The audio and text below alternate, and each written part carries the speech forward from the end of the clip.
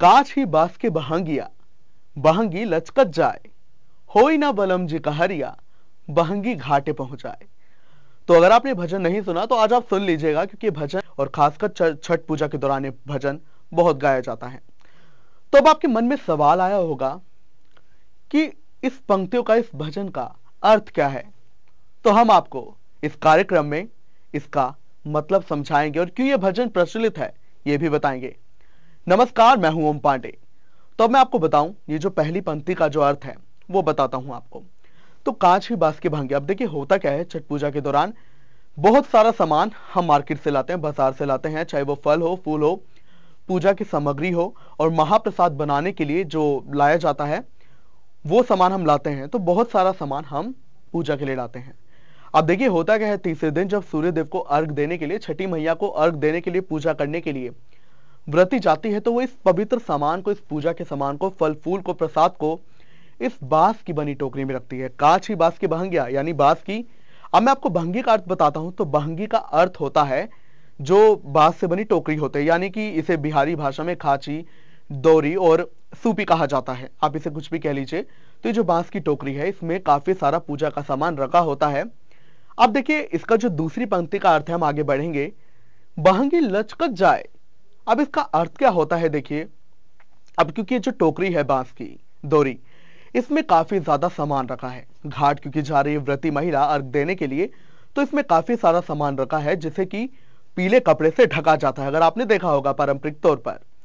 तो आप देखेंगे, अब देखिए इस टोकरी में, बहंगी में काफी ज्यादा व्रत का सामान रखा है। तो वो जो बहंगी है, अब इतना ज्यादा सामान चुकी है, यहां वहां हिल डुल रही है। यानी यहां पे जो लचकत शब्द का प्रयोग किया गया है, आमतौर पर हम इसे आम भाषा में भी प्रयोग करते हैं, वो हिलडुल शब्द के लिए किया गया है। यानी जो बहंगी है वो हिल डुल रही है।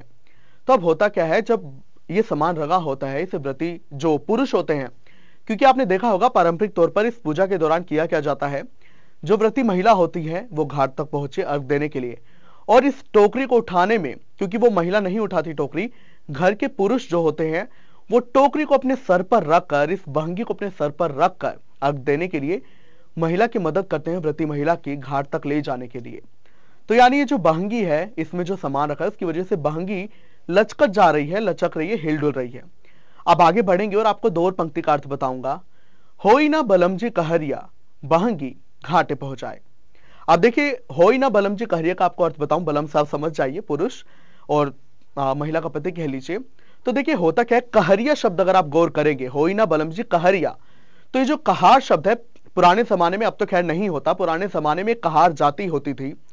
जो सामान होता था, पवित्र सामान पूजा के लिए या फिर किसी खास सम्मेलन के लिए, किसी खास फंक्शंस वगैरह के लिए, और आमतौर पर जब घर से जो सामान जाता है मायके से बेटी को ससुराल की ओर, तो उसे कहार जाति के लोगों को दिया जाता था ये सामान ले जाने के लिए, और कोई नहीं, कहार जाति के लोग।